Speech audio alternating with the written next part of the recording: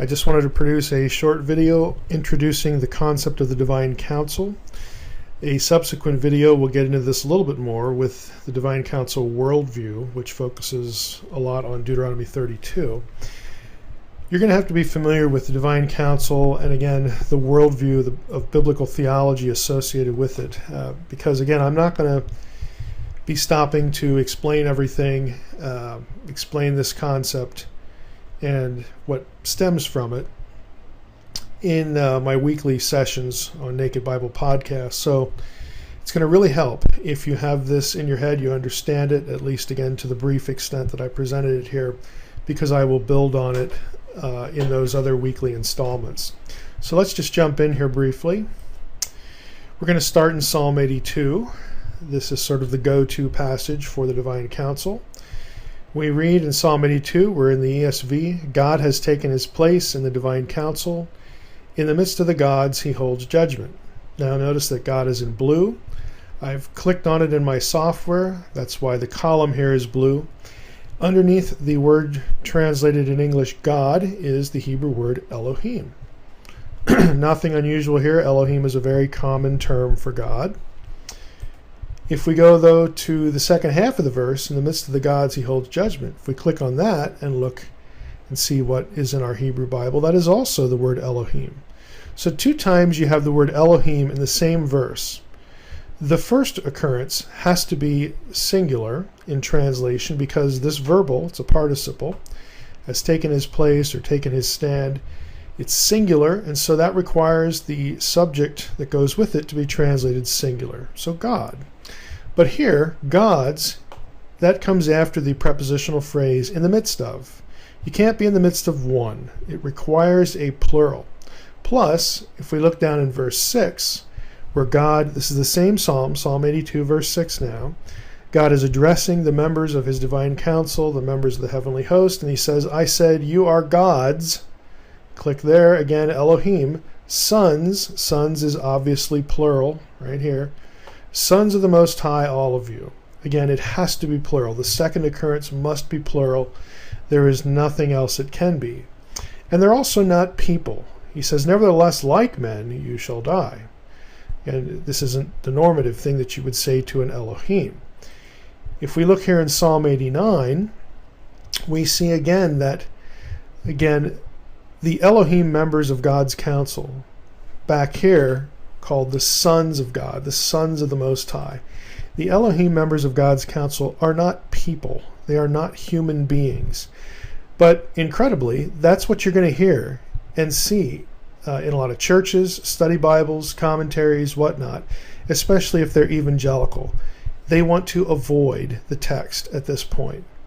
This is why I like to take people to Psalm 89. Now, if you want a real detailed, lengthy refutation of what I'll call the human view of Psalm 82, again, the cheating view, you can go to my website, drmsh.com, and click on the part where in the scrolling window there for the Divine Council. You could go to www.thedivinecouncil.com and get lots of articles there that take you into all the gory details about why that view is incoherent. But I just like to take people to Psalm 89 because if you read it, we have here the assembly of the holy ones. Okay, we know what that is. It's this divine council again. And guess what? It's in the skies. It's not on earth where people are. It's in the skies. And the psalmist asks, who among the heavenly beings is like Yahweh? Heavenly beings, B'nai Elohim. Again, the divine council is in the spiritual realm. It is not in the earthly realm. It's in the heavens, quote unquote. Again, that language that the Bible uses for the spiritual place, the spiritual world. Again, this is not a council of people running the affairs of the world from the spiritual world. It makes no sense at all and has absolutely no biblical support. But if you look at Psalm 82 and Psalm 89 here, you might start to think, well, that just sounds like a pantheon, like polytheism or something like that. Well, that's why I've devoted so much time to Psalm 82, to explain what's going on here. Now, this slide just takes you through different occurrences, and we'll get to what's going on in Psalm 82 in a moment, but here you have, again, some of the same terminology, the B'nai Elohim, B'nai Elohim, sons of God. You could click out to these passages We'll just go to Psalm 29, verse 1. Ascribe to the Lord, O heavenly beings. If we click on that, we've got B'nai Elohim again. Ascribe to the Lord glory and strength. Again, the psalmist is demanding that the other inferior divine beings that are around, that he knows are real, that they worship the Lord, the unique Yahweh, the one who is superior and incomparable. Again, these beings are real. We're not talking about cartoon characters. Oh, worship the Lord, Batman, or Superman, Donald Duck. Again, if you try to substitute what the text actually says, other spiritual beings in council, in an assembly or a host with God, taking orders from him, if you try to deny their existence and then just say, well, they're idols or something, well, guess what, folks? There's no group of idols in the skies, in the spiritual realm, taking orders from God. Other passages that have God creating the members of the heavenly host, the other gods. God is not an idol maker. They're not people, they're not idols, they're spiritual beings, and they're also not cartoons. They're real. Other passages have God among or above the Elohim or the Elohim. Again, if these were just cartoon characters, it's not any item of praise to say God is greater than Mickey Mouse or Santa Claus. Okay? It just strips, it guts praise passages like in these Psalms here that glorify God above these other beings. If those beings don't really exist, it turns them into nothingness and absurdity. Let me click out here to Deuteronomy 32:17. I think this will help make the point as well. Now this is the Net Bible. We read, they sacrificed, they as the Israelites here in the context. This is a chapter in Deuteronomy 32, one of Moses' sermons to the Israelites about their history. They sacrificed to demons, not God. To gods they had not known. To new gods they had recently come along. Now the first two of these we have here, we have Shadim, demons. Again, these were regarded as real spiritual entities. Paul in 1 Corinthians 10 quotes Deuteronomy 32:17 when he talks about demons. He believes they're real. Okay? If you're not going to believe they're real, then you have to deny what Paul says. Paul was wrong. Well, he wasn't wrong. Okay, they sacrificed to demons, not God, Eloah. This should not be translated plural, like they sacrifice to demons who are not gods. You have other translations cheat like this. Let's just go up to, let's go to the ESV. ESV has a poor translation here.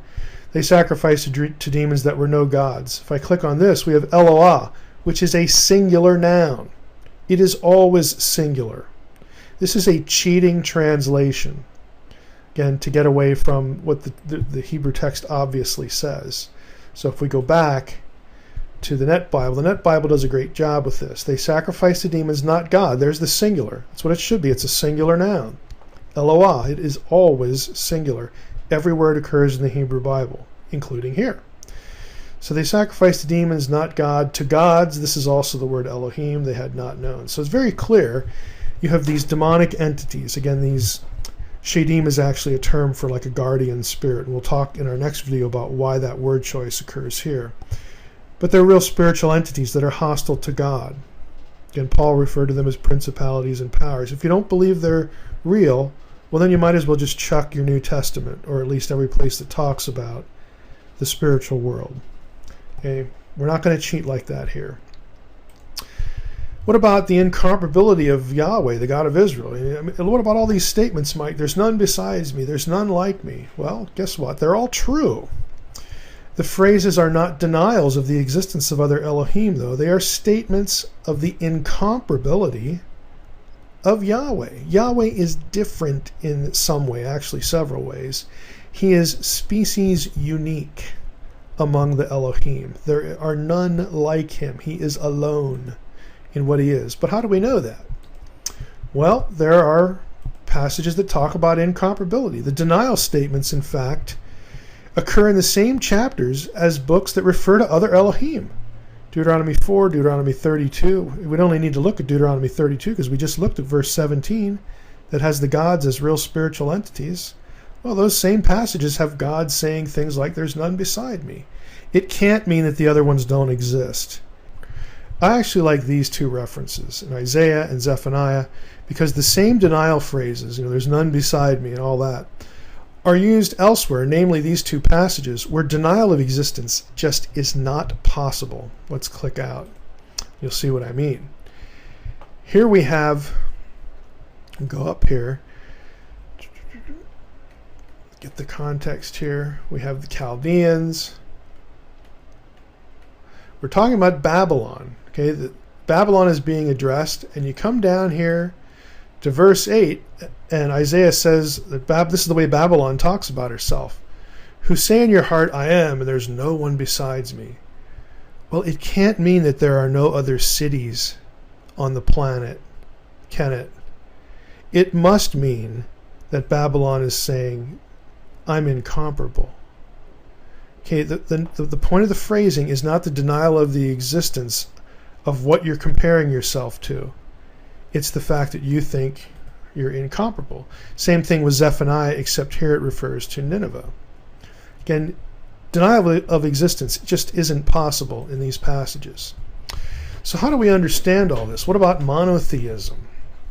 Well, what we really have here is a cultural context problem, not a theological problem. And what I mean by that is monotheism as a term was actually coined in the 17th century AD. It's a modern term that really doesn't adequately describe what an Israelite, an Orthodox worshiper of Yahweh, the God of Israel, would believe. They couldn't deny the existence of other Elohim because they're right there in their own Bible. But at the same time, Yahweh was unique. There was none like him. So how do we do that? How would an Israelite who believed that Yahweh was unique, there is none like him, how would he articulate the relationship of Yahweh to the other Elohim? Well, the answer, again, to this is derivable from the text. I want to illustrate something to you first. I'll ask the question, who gets called Elohim in the Bible? Well, here's a list. God of Israel, of course, Psalm 82 and lots of other places. The gods of the divine council, we just saw that in Psalm 82. Gods of the nations like Ashtoreth, Chemosh, Milcom, they all get called Elohim in the Hebrew Bible. Demons, we saw that. The disembodied human dead, we haven't looked at that one, but that's 1 Samuel 28, when Saul consults the medium at Endor, and she is able to contact Samuel, and Samuel comes up from the ground. The medium says, when she sees Samuel, she says, I see Elohim coming up out of the ground. And then Saul says, well, what does he look like? And she describes him, and he's like, yep, that's Samuel. And Saul was correct. It was Samuel. How do we know that? Because Samuel speaks the word of the Lord to him after he comes up. He's a little grumpy. Why have you disturbed me? He reiterates what he had told Saul before in private conversation and about God's judgment, and it comes to pass. Okay, we know this is Samuel. Samuel, the disembodied Samuel, the dead Samuel, the Samuel on the other side, in the afterlife, is referred to as Elohim. You also get angels, or I would say one particular angel is called Elohim in Genesis 35, 1 through 7. The verb form is plural there. It mentions God. And if you go back to the context, Genesis 32, and look at Genesis 48, I think that the best reason for the plural in Genesis 35:7 is these events reference two beings who are both Yahweh, the angel and the invisible Yahweh himself. But anyway, here's the point. A person who knew their Bible, who was reading it in Hebrew, would know that Elohim here's the point, is not just used of one being. Elohim gets used of a variety of beings. Therefore, Elohim is not a word that is attached to a specific set of unique attributes. It can't be, because the disembodied dead are not on the same attribute par level with the God of Israel. No one is. No thing is. But yet the biblical writers use the term of a range of beings. They didn't think of the term Elohim the way we think of the term God. See, when we see that, we immediately mentally assign a specific set of attributes to that word, and then think, well, there can only be one of those. That is not the way the biblical writer thought about the term. The biblical writer heard Elohim, and they didn't think of attributes. They couldn't, because not all these beings share the same attributes. So what did they think of? This is what they thought of.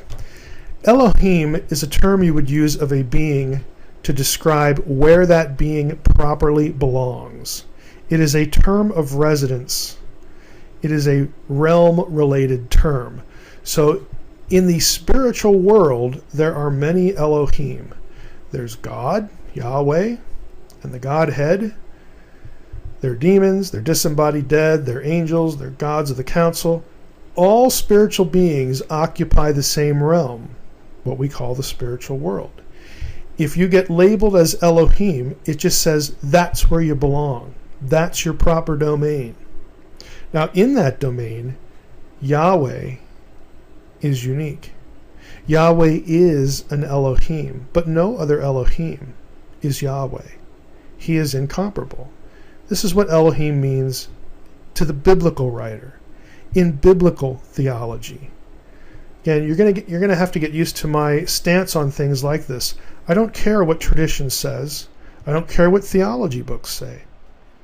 I don't care what the creeds say. I'm not anti any of those things. But none of them trump the text.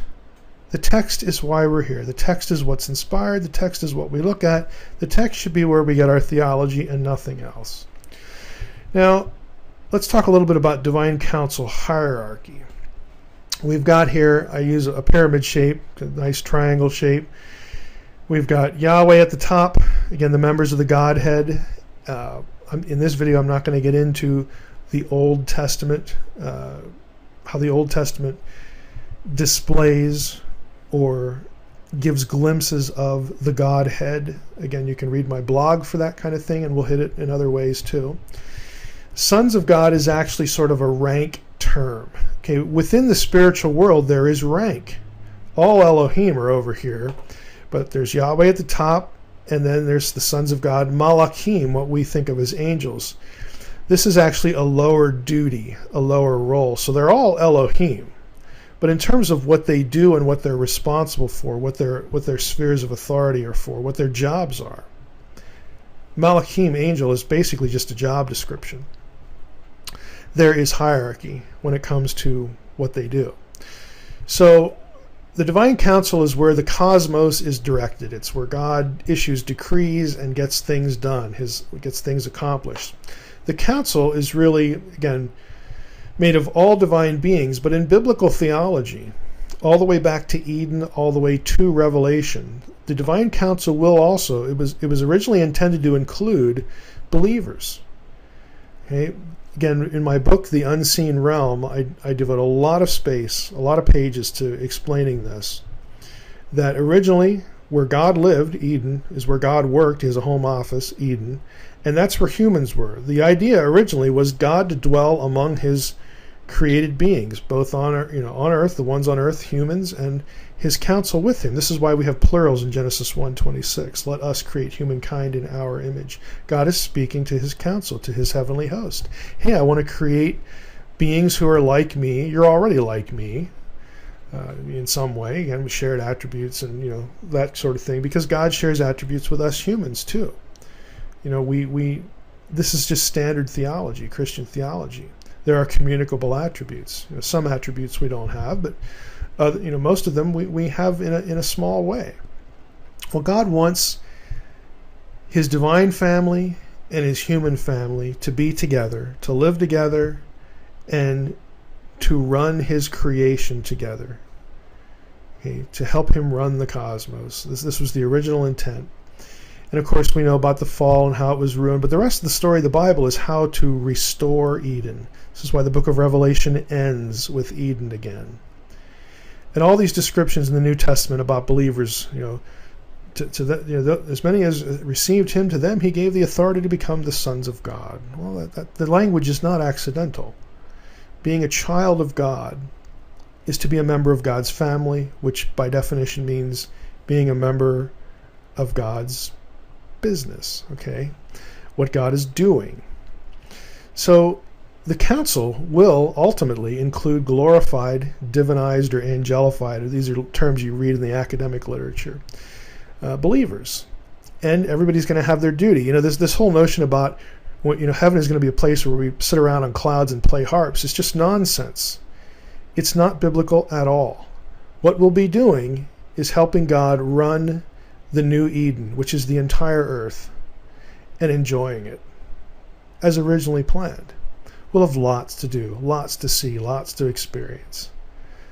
And where we get our notions is just somehow, I think, just silly. Some of the things that we think about. We're not rooted in the text. Now, there are some council members who rebel.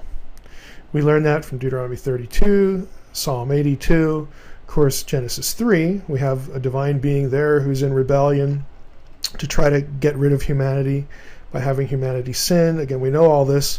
This is why we get Shadim, really. Again, get a little ahead of ourselves, but I'll just mention it. Shadim is sort of a territorial guardian entity. Okay, and it's a geographical term, and we're going to see why in our next video, but it has a lot to do with how God views the earth, specifically after the Babel event. It's also why Pauline vocabulary is geographically rooted. Thrones, principalities, powers, these are all geographical rulership terms. This is not accidental. Divine governance. Okay, well, what about the council? What do they do now? There's shared decision making in the divine council. If we go to 1 Kings 22, they're not just sitting up there admiring God, even though I'm sure they could do that, but they have jobs to do. So this is the account of Micaiah, the prophet, again with Jehoshaphat, trying to decide, should I go up with Ahab, into this particular battle? And, they bring the prophets out and they all say, oh yeah, go up, you're going to win. And, Ahab, of course, doesn't trust his own prophets. Jehoshaphat has enough sense to ask, hey, isn't there a prophet of Yahweh around here somewhere? And Ahab says, yeah, there is, but I hate him because he never tells me anything I want to hear. And so they summon Micaiah, and Micaiah, sort of mocks him. He tries to make it sound, he mimics the previous prophets, the false prophets. Oh yeah, go up there, you're going to do great. And the king of Israel says to Jehoshaphat at that point, didn't I tell you he would not prophesy good concerning me, but evil? He knows Micaiah is lying. He knows he's just being uppity, sarcastic. And Micaiah said, therefore hear the word of the Lord. Okay, I'll tell you what's really going on. I saw the Lord sitting on his throne, and all the host of heaven standing beside him on his right hand and on his left. And the Lord said, who will entice Ahab, that he may go up and fall at Ramoth Gilead? And one said one thing, and another said another. Then a spirit came forward and stood before the Lord and said, I'll entice him. What's God's response? The Lord said to him, by what means? And he said, I will go out and I'll be a lying spirit in the mouth of all his prophets. And then God replies, God says, you are to entice him and you shall succeed. Go out and do so. Now this gives us a little mirror into how God runs things. Does God need help? No. But he uses the beings he's created. Think about yourself. Think about us. Think about the church. Think about believers. Does God need us for evangelism? Does God need us to do anything? No, but he wants to use us because we're created like him.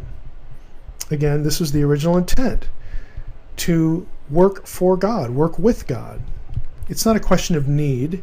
It's a question of this is what God wants. This is the way he wants it. And so you have a glimpse in 1 Kings 22 of how God runs things. God has decreed that Ahab is going to die. It's time for Ahab to go. And then he allows these lesser spirits, members of his heavenly host, to decide how to do the job. There's no question that Ahab's going to die. It is time for him to go. But God says, how do we want to do this? Now, if he would have heard a terrible idea, he would have said so. Well, that isn't going to work, because God knows all things real and possible. But one steps forward, and God allows him to participate. He says, I have an idea, let's do this, this, and that. And God says, yeah, that'll work. Go get it done. Again, not everything is decreed in stone. Okay, we'll come back to that thought. You get another instance here, divine participation by lesser beings in Daniel 4. We have here, let me make this a little smaller so we get a little more text on the screen. 4:13, we have here, I saw in the visions of my head as I lay in bed, and behold, a watcher, a holy one, again, one of these spiritual beings, come down from heaven. He proclaimed loud and said, let's chop down the tree and lop off its branches. This is Nebuchadnezzar's vision of this tree. And he wants to know what his dream means. If we go down here, let's see here. We have a watcher and a holy one. Verse 17 says, and when he tells him what it means, let his mind be changed from a man's, let a beast's mind be given to him. Nebuchadnezzar is going to go insane for a little bit, 7 periods of time. And look at verse 17. The sentence is by the decree of the watchers, the decision by the word of the holy ones. So they had a part in coming up with this decree, coming up with this plan. Well, what's the point? To the end that the living may know that who rules, that the Most High rules the kingdom of men. I mean, they didn't arrive at this decision independently of God. I think it worked like 1 Kings 22 does. God decides something, time to punish Nebuchadnezzar. What are we going to do? What do we think is appropriate? And he gets some ideas, not because he needs them, but because this is the way God wants it to work. He likes using his creatures. He likes using us. He likes using divine beings too, who work for him. The sentence is by the decree of the watchers, plural. Decision by the word of the holy ones, plural. Why? So that the Most High can be glorified. If we go down here to verse, let's see here, right here. In verse 24 it says, it's a decree of the Most High. So here we see the other side of the coin. Again, God decrees, but yet his divine beings, the members of his council, have a genuine participatory role. We say, well, I thought everything was predetermined. No, I'm sorry, but it's not. I shouldn't even have to show this passage, because if you just think about the phrase, very familiar to theology books, I want to say almost universally, but God knows all things, real and possible. Well, that should tell you that if God only knows possible things, if God knows possible things that are not real, then those possible things cannot be predestinated because they don't happen. If you look at 1 Samuel 23, I'm not going to read through the whole story, but this is the account of David and Keilah, or David at Keilah. God tells him, go down to Keilah, I will give the Philistines into your hand. You can read what the incident's about. And he goes to Keilah, does the job, and then Saul hears. Remember, Saul's been chasing David to kill him for years. Saul hears that David is in Keilah, and that's a walled city. And he thinks, I've got him now. There's no way to get out. I'm going to go down there, I'm going to surround the city, and I'm going to get David. Well, somebody, again, we're not told how Saul finds out, and we're not told how, necessarily what the chain of information is, but someone gets wind of that Saul is coming down to Keilah, goes and tells David, and then David needs to talk to God. So David knew that Saul was plotting harm against him, and he said to Abiathar the priest, bring the ephod here. Again, that's the tool by which they would communicate with God, among other things, like Urim and Thummim. This is probably what the ephod means. The Urim and Thummim was in the priestly garment, the high priestly garment. Then David said, O Lord, the God of Israel, your servant has surely heard that Saul seeks to come to Keilah to destroy the city on my account. Will the men of Keilah surrender me into his hand? Will Saul come down as your servant has heard? O Lord, please tell me. And the Lord said, yep, he will come down. Then David said, will the men of Keilah surrender me and my men into the hand of Saul? And the Lord said, you bet, they will surrender you. So what does David do then? Verse 13, he leaves. He gets out of Dodge. He gets out of Keilah. Now, do you realize what happened here? God foreknew two things in this passage. Yep, Saul's going to come down. Yep, he's going to turn you. The city is going to turn you over to Saul. God foreknows two things that do not happen. Therefore, foreknowledge does not necessitate predestination.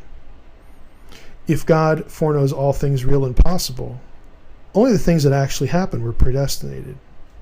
The things that don't were not. So foreknowledge does not necessitate predestination. You take that back, again, to some of these divine governance passages. God knows what's going to happen. God knows what's a good idea and what isn't. God knows who's going to say what and all this other stuff. But he lets the cosmos run. He gets his will done on earth and in heaven using the free agency of the intelligent beings that he has created. This is how God runs things. God runs things through his counsel, through unseen divine beings and human believers too. So who's missing from the diagram? This is our last slide, I believe. Well, maybe not. Maybe I'll throw a couple others in here. We've got, again, our council structure. Who's missing, though? Well, we don't have terms in this structure. Deliberately, I didn't put them in. For cherubim, seraphim, and, of course, the Satan. And the Satan is a deliberate phrase because Satan is actually a title, a term. It means adversary. In the Old Testament, the term is actually not used as a personal pronoun by rule of Hebrew grammar. Again, you could look that up on my blog as well. When we wind up running into Satan somewhere, and again, our weekly lessons will come back to this. Otherwise, you could find it on my blog. Just put Satan into the search engine. Cherubim and seraphim, these are both guardian terms. One is Mesopotamian. It comes from the Akkadian Karibu. And the other one is Egyptian. They're both actually the same thing. They're throne guardians. The terminology depends on, again, the context of the writing in the Hebrew Bible. Here's cherubim, karibu, again, depending on what dictionary you're using. Again, it's a throne guardian. We have the iconography. A little bit better there. Seraphim are also throne guardians, but it's Egyptian in flavor. It's not from the verb to burn. It's from the noun, serpent or snake, saraf. I actually think it's a double entendre because it's probably taken from cobra, the cobra iconography from Egypt, and you had the spitting cobra, so you'd get the burning sensation if it hit you with its venom, and plus it was a serpent. But again, I'm trying not to rabbit trail too much. Why do we get Egyptian imagery in Isaiah? Why do we get seraphim in Isaiah and not cherubim like we get in Ezekiel? Ezekiel, of course, is Mesopotamian in context. Isaiah is Egyptian in context. How do we know that? Because it was during his time period, Israelite kings actually used Egyptian iconography. They had, they were on good terms with Egypt. The best example is Hezekiah. This is King Hezekiah's seal, discovered by archaeologists.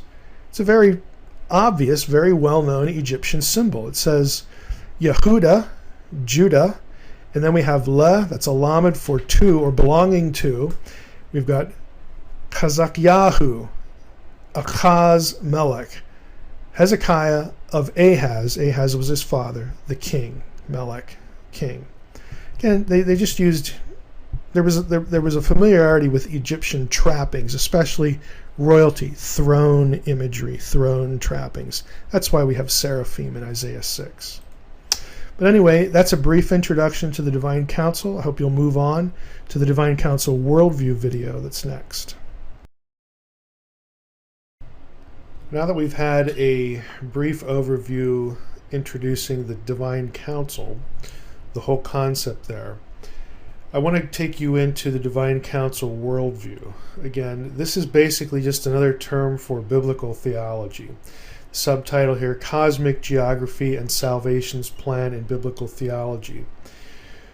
The Divine Council, which is really God's rule through his heavenly host or his non-human imagers, has a direct intersection with his human imagers, life on earth.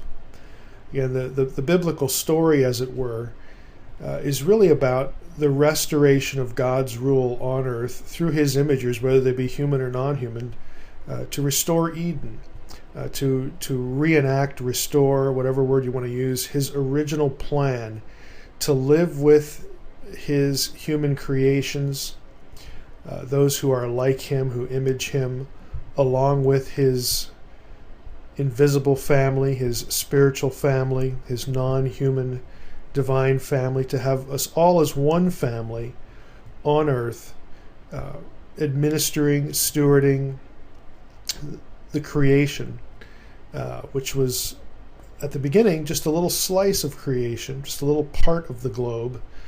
But God wanted, through his promise and his covenant, his command, his mandate to Adam and Eve, to make the rest of the world like Eden, where he lived and they lived with him. And so that post-fall is where biblical theology moves, how to restore that. And so the divine counsel, the unseen realm, is an inextricable part of what's happening with us. And it's often neglected. I remember in Bible college and seminary, angelology got 2 days attention. It's something that's totally peripheral, which is a huge mistake in biblical theology. So we're going to just take a look at the overarching worldview that emerges from this, and I think you'll see pretty clearly how all-encompassing this sort of thing is. So we'll begin in Deuteronomy 32, 8, and 9. And again, this is the sort of thing I'm going to be presuming as I go through passages on a weekly basis to teach you. But Deuteronomy 32, 8, and 9 is sort of a fundamental passage. If you read it, we have here, when the Most High gave to the nations their inheritance, when he divided mankind, he fixed the borders of the peoples according to the number of the sons of God. But the Lord's portion is his people. Jacob is his allotted heritage. Jacob, of course, being another word for Israel. Jacob is Israel. So what do we have here? When did the Most High divide up the nations? When did he allot humankind to specific nations and fix their borders? Well, that's obviously a reference to the Tower of Babel. Now, this is the ESV. And this phrase here, according to the number of the sons of God, does not appear in many other translations. Same thing with verse 43, same chapter, Deuteronomy 32, where we read, "Rejoice with him, O heavens," could be translated, "O heavenly ones. Bow down to him, all gods." In other words, these gods right here, and these gods right here, there's a relationship here. These gods, the sons of God, that God allotted to the nations. Notice when he divides up the nations, he fixes their borders. He divides them up according to the number of the sons of God. We're going to be looking at some other passages. Essentially, this is the Old Testament rationale for why we have other gods, where the other pantheons came from of the Gentile nations, the nations who were not the Lord's portion, the nations who were not Israel. This is the Old Testament world after Babel. Nations divided up, assigned to other gods, and in Deuteronomy 4:19 and 20 we see that the gods were assigned to them. But these gods were supposed to be obedient. They were supposed to be obedient to the God of Israel, to Yahweh, the one who did all this, the one who was superior and supreme. I'm going to click out to Deuteronomy 32 here, and just so I can show you the footnotes here. ESV version again. We have here number 2. Compare Dead Sea Scrolls, Septuagint. Okay, that's where this reading comes from, the number of the sons of God. That is directly from the Dead Sea Scrolls, and it's reflected in the Septuagint, the Greek translation of the Old Testament. The Masoretic text, though, the text that most English translations are based on, reads sons of Israel. Get that up again, sons of Israel.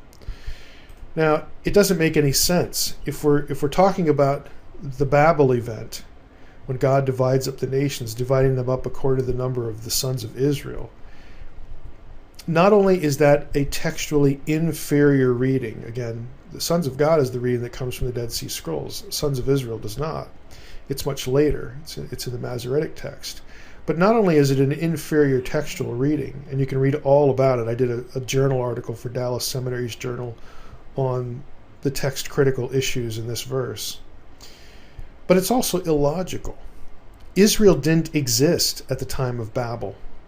Israel is not listed in the table of nations connected with the Babel event. It makes no sense to number something according to the number of the sons of Israel because Israel didn't exist in biblical history at that point. So it's obviously a sort of covert reading. It's something that was put into the text at a later time for various reasons, and scholars have different theories about this. And again, this is not news to anyone in the academic community who does Old Testament studies. It's a very well-known verse, very well-known textual issue here. But just on a purely logical level with biblical history and biblical theology, it makes no sense to say sons of Israel because there was no Israel. So let's go back here and take a look at what we're talking about. Again, at the Babel event, we have in Genesis 11, the prior chapter, Genesis 10, is the so-called Table of Nations. We get a list of the nations of the known world at the time to the biblical writer. If you count these up, the number is either going to be 70 in the Masoretic text or 72 in the Septuagint, and it's based upon whether two of the terms are put together or divided. But either way, it's a reference. Either number 70 or 72 is a reference back to the Babel event and this listing. It's a number that's going to come up later in the New Testament when Jesus sends out his disciples. That's going to be interesting. I don't know if we'll get to that in our little talk here, but it's part of the cosmic geography of the Old Testament. But these nations right here are the ones that get divided up. These are the ones that the biblical writers know. Israel, of course, is Yahweh's own portion. All the other nations are assigned to lesser Elohim, assigned to the sons of God. They are allotted to the sons of God, put under their authority so that those gods govern those nations now. This is a punishment in the wake of Babel. I actually refer to this event in Deuteronomy 32:8-9 as the Romans 1 event of the Old Testament. Romans 1 talks about how God gave people up to their own sins, and they get what they deserve, and what they wanted, God gave them and said, well, it's going to cost you. This is going to destroy you. You're going to be a slave to sin and all this stuff. Well, this is what's going on here in the Old Testament. What you have here is God giving up the nations. Up until the time of Babel, he had been working with humanity. He'd taken them out of the flood. He reiterated the covenant to Noah and said, now go disperse over the earth. Of course, they don't do that. They want to call God down at Babel. That's the tower, the quote-unquote tower they're building. Pretty much all Old Testament scholars believe that's a ziggurat in a Mesopotamian context. And it's a temple complex. It's part of a temple complex. It's where you call God to you.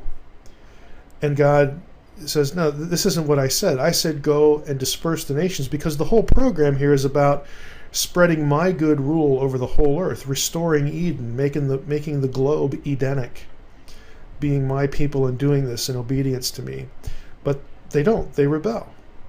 And so consequently God says, fine, if you don't want to listen to me, I'm going to put you under the authority of other gods, other lesser Elohim that report to me, and you're going to have to deal with them. Now, I want them to administer justice and all this sort of stuff. Psalm 82, which we looked at in the last video, is God looking at the gods of the council and saying, you have corrupted judgment. If you read the whole psalm, that's what it's about.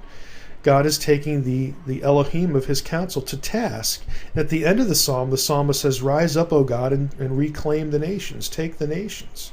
Take the nations back. This is the logic behind, as we'll see in the New Testament, we eventually get into the New Testament era, the nations have to be reclaimed, and they're reclaimed with the gospel. Acts 2 is going to factor into this picture. We'll get there in a moment. None of this is accidental or coincidental. But the Old Testament view of what's going on is that at Babel, God said, Yahweh, the God of Israel, said, enough of this. I'm abandoning you. I'm disinheriting you. I'm putting you under the authority of other gods. And you know what I'm going to do now? I'm going to create my own people. Jacob is my portion. Israel is my portion. That's why in the very next chapter of Genesis, chapter 12, what does God do? Right after Babel, he calls Abraham. And he makes a covenant with Abraham and says, I'm going to take you, and it's going to be through you that I'm going to raise up my own family, my own seed. Yeah. the new Eden, the new Edenic program here, run through Israel. And so the rest of the Old Testament is the story of Israel against the nations, Yahweh against the other gods, because the other gods eventually are going to rebel, and they're going to seduce Israel to worship them instead of Yahweh. Now, this picture, again, the disinheritance of the nations, the call of Abraham in the next chapter, it's actually reflected in the New Testament in a number of places. We're just going to go to one. Look at what Paul says here in his sermon at the Areopagus. He says, "The God who made the world and everything in it, being Lord of heaven and earth, does not live in temples made by man, nor is he served by human hands as though he needed anything, since he himself gives to all mankind life and breath and everything. And he made from one man every nation of mankind to live on all the face of the earth, having determined allotted periods and the boundaries of their dwelling place." Okay, this is hearkening back to Babel. Why? Why did he do that? Well, he disinherits them, puts them under the other gods, but the whole purpose, because he calls Abraham right after he punishes the nations and assigns them to other gods. He calls Abraham. Remember what God said to Abraham? "Through you, all nations of the earth will be blessed." Why does he do that? Verse 27, that they should seek God and perhaps feel their way toward him and find him. Yet he is actually not far from each one of us. This is part of Paul's message. The reclaiming of the nations that were disinherited back at Babel and put under the authority of other gods who become hostile to Israel and seduce the Israelites, Yahweh's people, away from him. And again, this is the Old Testament story. Israel against the nations, Yahweh against their gods. Let's look at a couple other passages. In Deuteronomy 4:19 and 20, this is the parallel passage to Deuteronomy 32, 8, and 9. Moses, again, is part of one of Moses' sermons. He says, "Beware, lest you raise your eyes to the heaven when you see the sun and the moon and the stars and all the host of heaven, that you be drawn away and bow down to them and serve them, things that the Lord your God has allotted to all the peoples under the whole heaven." So right here, we have it again. This idea that the heavenly host, again, the divine beings that are, in the spiritual realm here, God has allotted them to these other nations. Okay? But the Lord has taken you, Israel, and brought you out of the iron furnace, out of Egypt, to be a people of his own inheritance.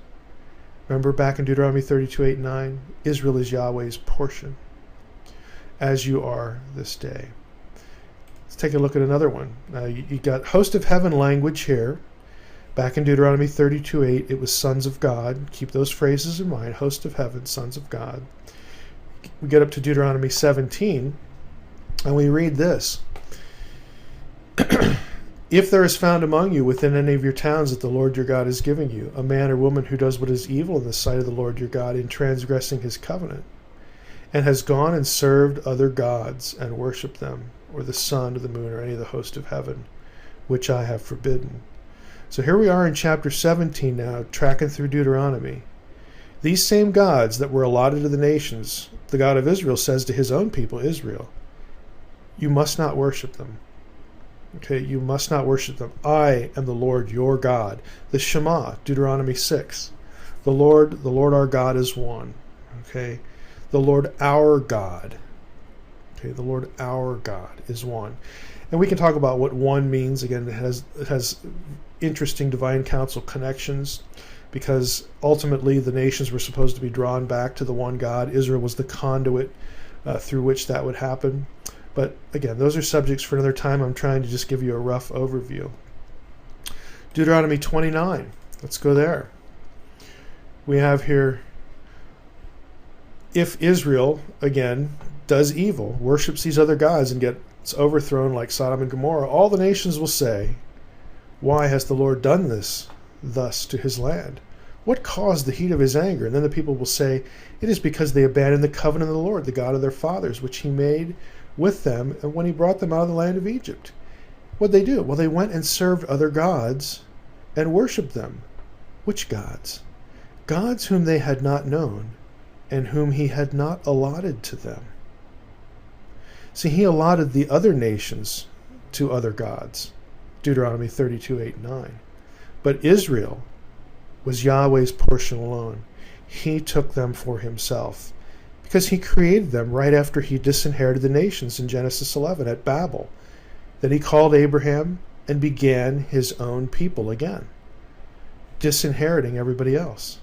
But he didn't forget them, because when he made the covenant with Abraham, he said, look, those who bless you I will bless, those who curse you I will curse. And in you, or through you, all nations of the earth will be blessed. He didn't forget them, but he did disinherit them for a time. Deuteronomy 32:8-9, we saw that these were the other gods allotted to the nations, and the nations allotted to them, two sides of the same coin. Well, what happened? How's the story end? Here we are.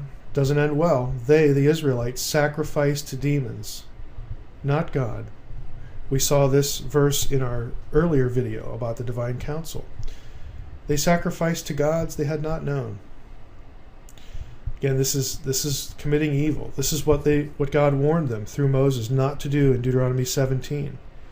It was why he is going to punish them, the warning that was given in Deuteronomy 29. Here it happens in Deuteronomy 32. These are the gods, again, back in verses 8 and 9 of Deuteronomy 32, that were allotted to the other nations. Israel fails. Israel sins. They were supposed to, if you remember verse 43, the way it was supposed to work was that the other gods were supposed to bow down to Yahweh, but they did not. They seduced the Israelites. They became hostile to what God was trying to do. And Psalm 82, which we saw in the previous video about the divine council, is God saying, you know what? You're going to be punished. You're corrupt. You didn't obey.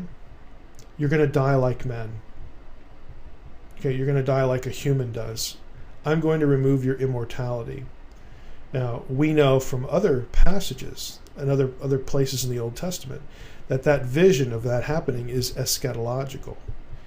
It comes future to the Old Testament.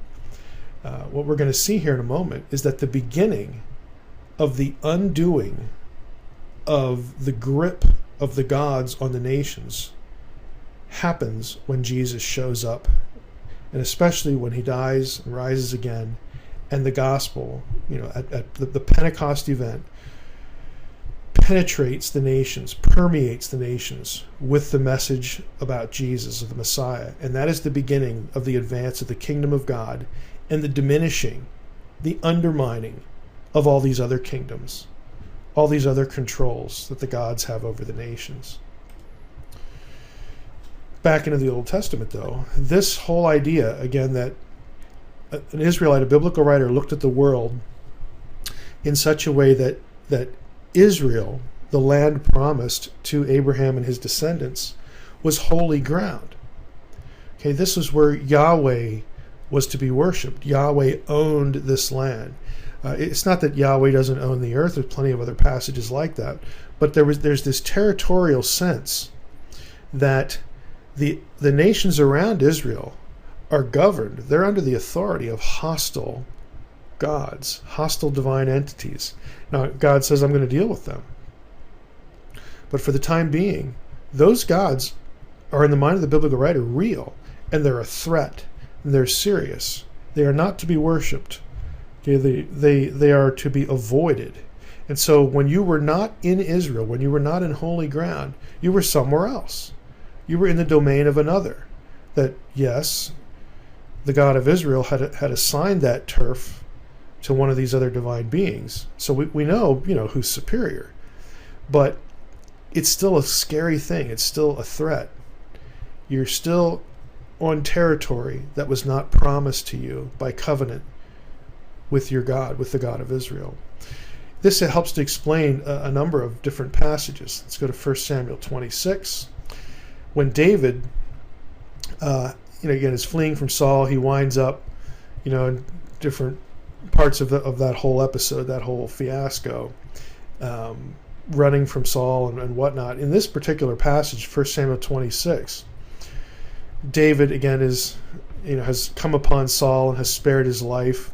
And look at what he says. When he's going back and forth with Saul, he says, "Now therefore let my lord the king hear the words of his servant. If it is the Lord who has stirred you up against me, may he accept an offering. But if it is man, may he be cursed before the Lord."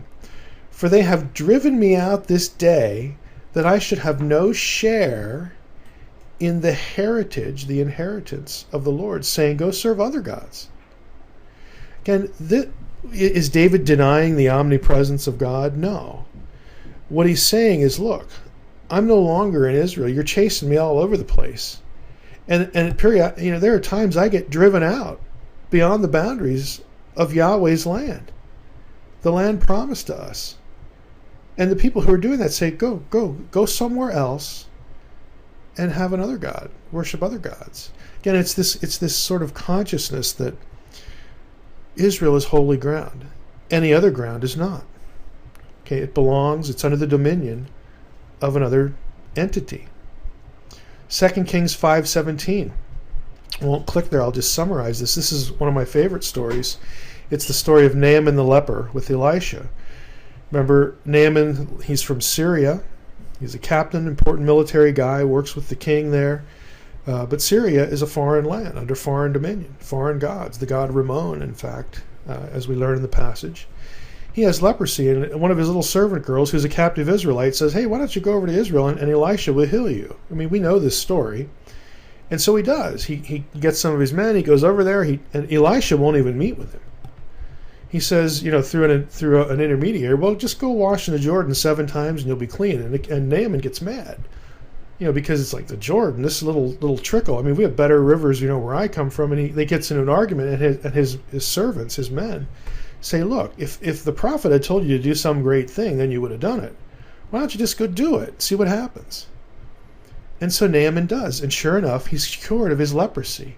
He comes back, and he says to Elisha, now I know that Yahweh is the God of gods. I know now.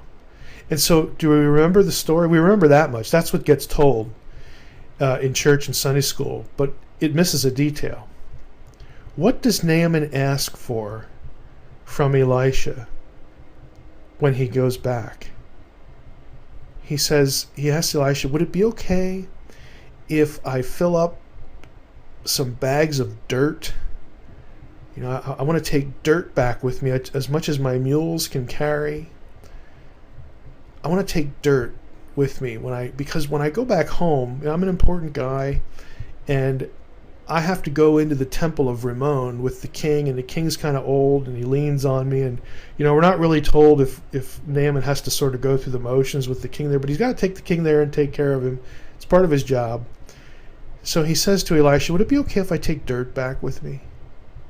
Now that only makes sense in terms of cosmic geography, because what he wanted was he identified the ground of Israel as holy, as belonging to Yahweh. So we're not told exactly what he would do with it. Maybe he took a little with him. Maybe he sprinkled some on the ground when he had to go on the territory of Ramon, the foreign god. Maybe he'll carry a little bit with him in his pockets or whatever. He wants dirt because he wants to be on holy ground, because his faith is now in Yahweh, the God of Israel, not Ramon. Now he knows who is God. Again, it's a great passage that's only decipherable in the context of cosmic geography that originates with what happened at Babel. Daniel 10 is the same thing. We have the prince of Persia, the prince of Greece. These are divine beings, at least that much. It doesn't rule out that they're working with human authorities, but at the very least, we've got, again, divine authorities over these nations, because we learn that Michael is in charge of Israel. He has been given the caretaking of Israel. And we notice that in Daniel chapter 12, verse 1 too. It's cosmic geography. Again, it's just the same old thing. And again, these aren't the only passages that get into this, but I think they're good illustrations. Now let's go to the New Testament. How does this factor into the New Testament? Well, it factors in a big way in the book of Acts, and specifically at Pentecost. Now, we all know this story, but you don't really know the story. If we look in Acts 2, when the day of Pentecost arrived, they were all together in one place. And suddenly there came from heaven a sound like a mighty rushing wind, and it filled the entire house where they were sitting, and divided tongues as of fire, so on and so forth. Now, I've clicked on the word divided for a reason here. The Greek lemma is diamorizo. If we searched for that Greek lemma in the Septuagint, the Greek translation of the Old Testament, guess where it shows up? Deuteronomy 32, verse 8. Okay, the whole thing about when the Most High divided up. Right here we have it. Hote, when diamorizen, third masculine singular form, ha hupsistos, when the Most High divided up ethne, the nations. Right there it is. Acts 2 is using this vocabulary drawn from Deuteronomy 32. Well, why would they do that? Why would Luke do that? Well, let's just keep looking here. Keep going in Acts chapter 2, verse 5. Now there were dwelling in Jerusalem Jews, devout men from every nation under heaven. And at this sound the multitude came together, and they were bewildered.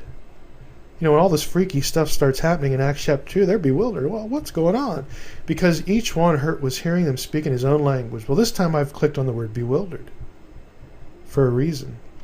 The lemma, Greek lemma, is sunkeo. If we looked this one up in the Septuagint, Greek translation of the Old Testament, guess where this one shows up? Genesis 11. What's Genesis 11? The Tower of Babel incident, when the nations were divided. Okay, what Luke is doing is he's putting little toeholds, little links, little bridges from the day of Pentecost back to the dividing of the nations in Genesis 11 and Deuteronomy 32.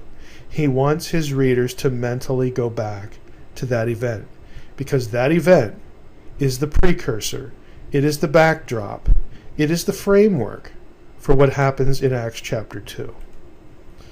Now, Acts chapter 2, we read about what happens. The Spirit comes upon the followers of Jesus. They're enabled to speak in all these other languages. Who's there at Pentecost? Well, it's Jews from where? From all over the known world. All the nations. All the nations have some Jews living in them. It's like cell groups. You know, God has providentially used the disaster of the exile and the diaspora, all this stuff, to plant his people in these nations that he knows he will reclaim. And they're living there. And when it comes time for Pentecost, lots of them are going to come back to Jerusalem. And on this particular occasion, they come back to Jerusalem, and it's after the resurrection of this guy, Jesus of Nazareth, and they hear the message of Peter, and they see what happens in Acts chapter 2, the mighty rushing wind, the divided, the cloven tongues, the divided tongues. Everybody's been enabled to speak the gospel in all these different languages. This is infiltration. This is divine infiltration of the nations with the gospel. And the crazy thing is, if you read through Acts chapter 2, and you look at those nations, again, the ones in red here are the ones that are actually mentioned. The list, just watch this. The list starts over here in the east. This is the farthest penetration of the Jews during and after the exile. This is Mesopotamia. Okay, this is part of the Persian Empire. This is where Esther, winds up and all this sort of stuff, the Medes and the Persians. There are still Jews living here after the return from exile. So Acts chapter 2 tracks through, from the east, all the places where the Jews are living among the nations, and starts moving west. Okay, and when it hits the Mediterranean, it heads north and south, the list. Right here and here, it's moving west till finally, in Acts chapter 2, we hit Italy. But all this turf, okay, was ground that was known, nations that were known back in Genesis 10, back at the Babel event. It is a subtle sign to the intelligent reader that what's happening at Pentecost is divine infiltration and the beginning of taking every nation back through the Messiah, through Jesus. Look at the way Acts unfolds. Acts 2 is Pentecost. The story takes up, after Pentecost in Jerusalem, then it expands to Judea, Acts chapter 2 through 8. You get to Acts 8, and look at the places, look at the geography where things happen in Acts. Samaria. What's Samaria? Well, Samaria was the apostate northern kingdom of Israel in the Old Testament. Samaria is part of the Acts story. Why? Because God wants you to know that I'm taking that back too. It's not just the nations, it's everything. Ethiopia, the Ethiopian eunuch, the last Jew. Why is Ethiopia associated with Jews?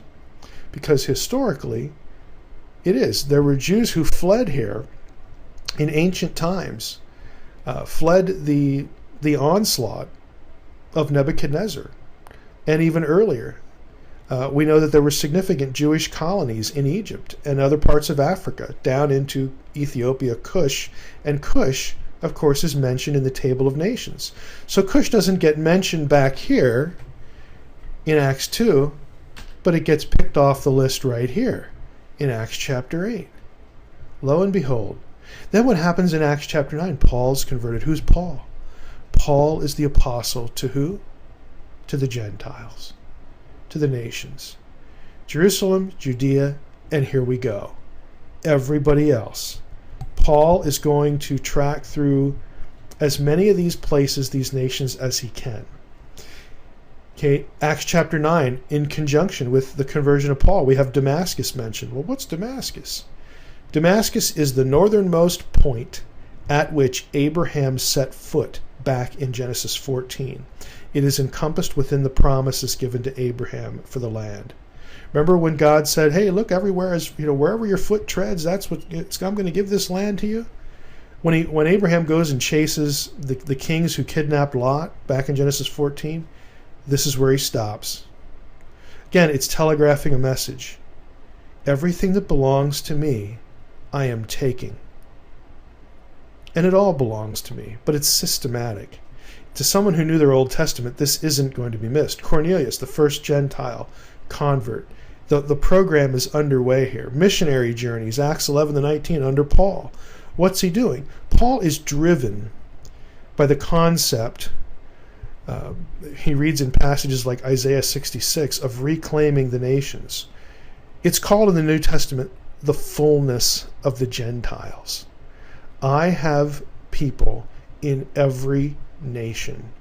I'm going to get them. I am going to slowly reclaim all the nations, all the people in those nations that are mine. The kingdom of God is going to overspread them. And eventually, at the end of days, the day of the Lord, everybody's going to turn to Jerusalem. Everybody's going to turn to worship Yahweh again. It will be what it should have been back in Eden. This is all an intelligent plan, and it's intelligently and deliberately telegraphed, if you have eyes to see it, in the book of Acts and lots of other places. One really cool thing is Paul is driven to get to Spain for some reason. Rome and Spain. If you go back to the map, in Acts 2, the westernmost point is Italy. It's Rome. Okay? So he says in Acts 20, remember the account when Paul goes back to Jerusalem after his missionary journeys, and he had been told in Acts 20, let me see if I have this here. Yes, I do. Acts 20, verse 22, Paul says, now behold, I'm going to Jerusalem, constrained by the Spirit. The Spirit's just you got to get back there, not knowing what will happen to me, except that the Holy Spirit testifies to me in every city that imprisonment and afflictions await me. Paul says, look, I got to get back to Jerusalem. I'm done with my work here. I know bad stuff's going to happen to me because the Spirit tells me that. In Acts 21, when he gets there, he seeks out disciples, stays there 7 days. Through the Spirit, they were telling Paul not to go on to Jerusalem. So now he's in Judea, and he's a little closer. They say, look, Paul, don't go to Jerusalem. Don't go, something bad's going to happen. And it even says elsewhere in the passage that the Spirit was telling them too, when Paul goes to Jerusalem, something bad's going to happen. He's going to get arrested. Something's going to happen.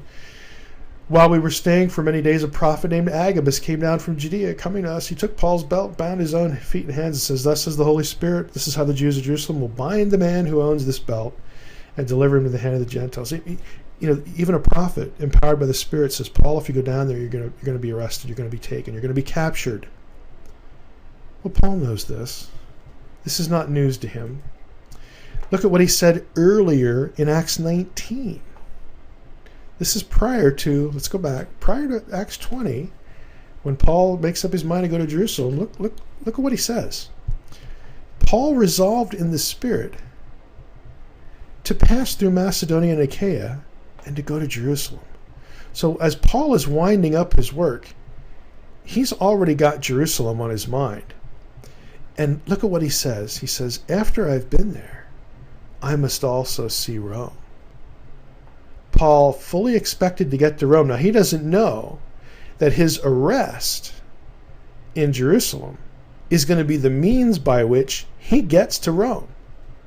But he knows he needs to go to Rome. Why? Because he has to keep moving west to get back the Gentile nations that were listed in Genesis 10. We haven't been to the westernmost part yet, a place called Tarshish. If you remember, let's go back. I don't want to give you a headache here, but let's go back. Right here. See, here's Italy. Here's where Rome is. There's a spot mentioned here back in the Table of Nations that we haven't hit yet. Right here. Tarshish. It's an outlier. Paul says, got to get to Jerusalem, and I'm going to go to Rome too.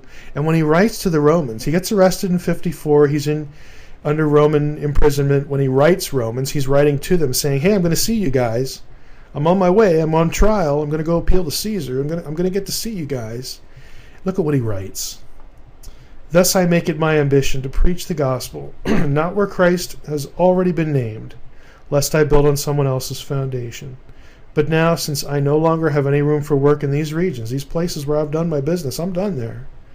Since I have longed for many years to come to you, Roman believers, I hope to see you in passing as I go to Spain. And when therefore I have completed this and have delivered to them what has been collected, I'll leave for Spain by way of you. Why does Paul believe he's going to get to Spain?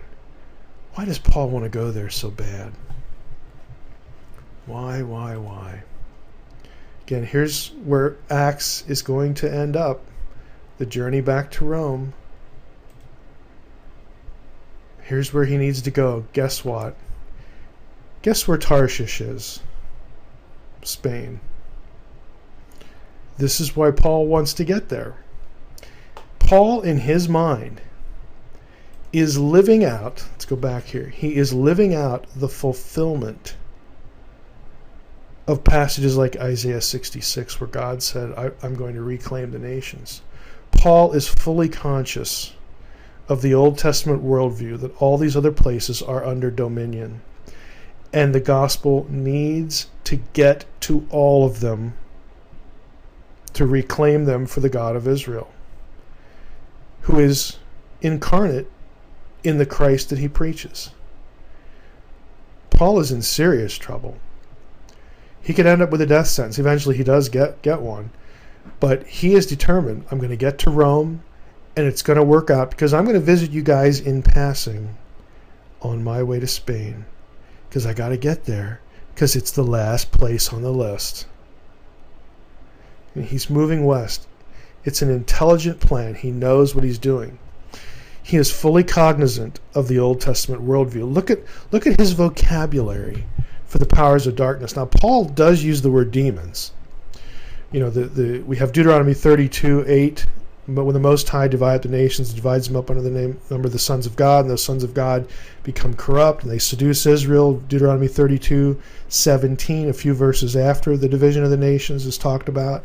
In Deuteronomy 32, it says that the Israelites worshipped demons and not God, gods they had not known, the gods that had not been allotted to them.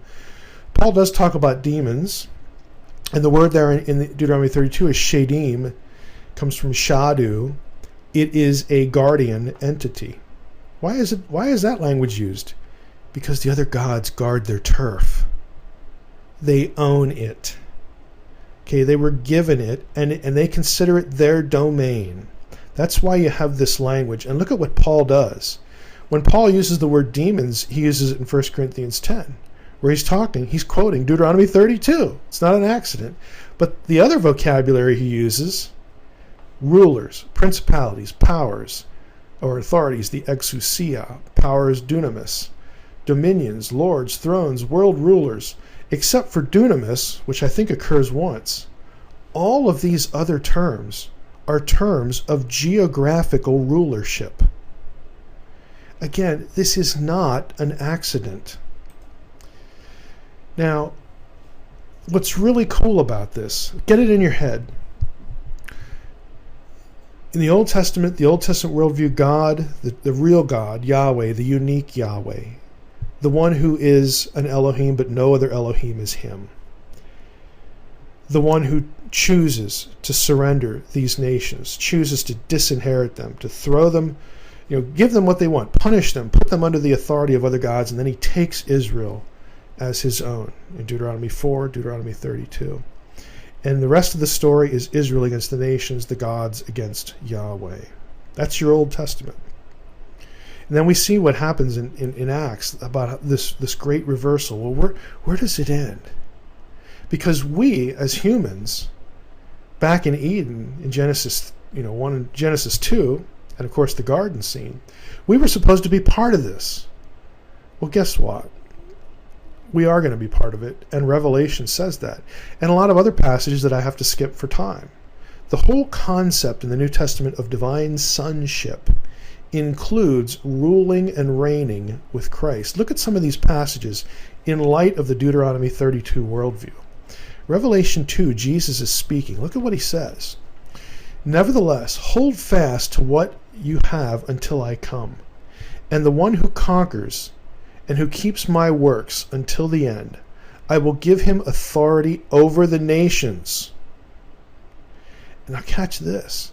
And he, this one that overcomes, this believer, this hypothetical believer, he will shepherd them with an iron rod and will break them in pieces like jars made of clay. Do you realize where this comes from, the iron rod? That comes from a messianic psalm. Jesus, who is the Messiah, is describing believers like Messiah, shepherding with an iron rod, authority over the nations. And then he continues, and also I have also received from my Father this authority, and I will give him, the believer, I'll give him the morning star. Well, what's that?